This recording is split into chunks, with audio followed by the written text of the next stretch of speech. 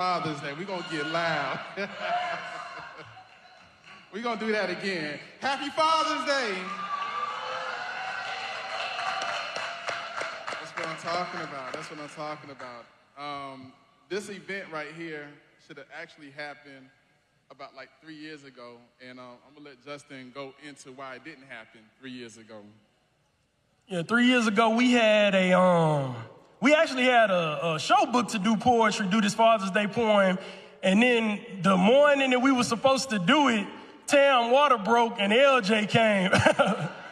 So he made me a father, and I still thought I was gonna get to do it. I had no idea, no clue. So Lee ended up going do it on his own, and we were supposed to do it that next day at church. And then some of y'all may remember he ended up doing the Father's Day poem on his own at church that Sunday.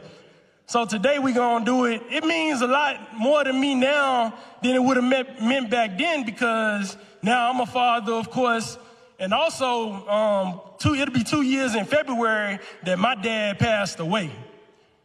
But luckily I did my portion of the poem for him and put it online before he passed a while back, so he did get to enjoy it.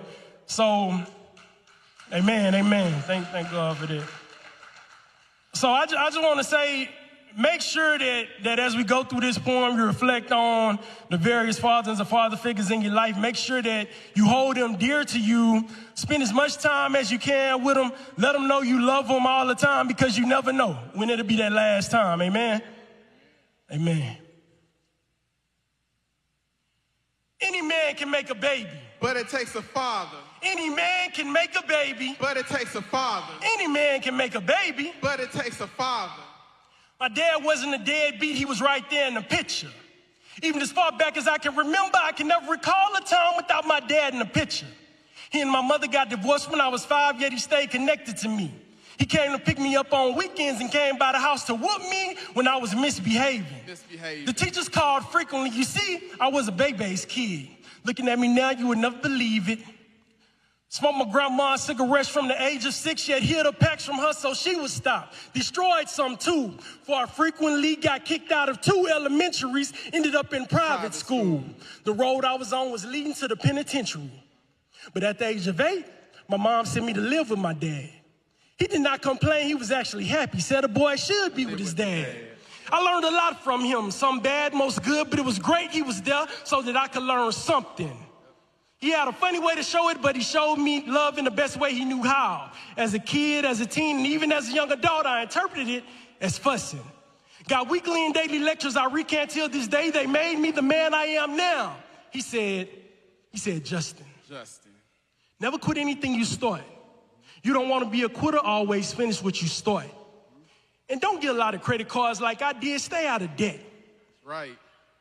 The depth of the knowledge of a man who had no father. You see, his dad was killed in a car accident when he was 3, yet my dad managed to be the best father he could be for me. Right. And though I didn't like him at times, I love him today. For the man I am today, Nathan Douglas paved the way. Any man can make a baby, but it takes a father. Any man can make a baby, but it takes a father. Any man can make a baby, but it takes a father. See, we wrote a letter for the fathers because it bothers us that fathers never get their flowers till the casket drops. So until the casket drops, we're going to raise a toast to a good man. My dad, my pops, Dornabari, Manadum, who knew how to shoot from the hips without a handgun. He was handsome, dedicated, hard worker, educated, knew how to hustle when hard times sought to separate him from his dreams. See, he kept his eyes on the prize, and he made it. He set the bar high because he refused for his children to set the bar low. He refused to be poverty-stricken, so I thank God that he picked him to be my father and never let me know what it feels like to never have a father in a household who can teach me to walk with pride and stand bold. See, my father, he understood the streets in a way that I never appreciated and allowed me to learn hard lessons when I deviated. So I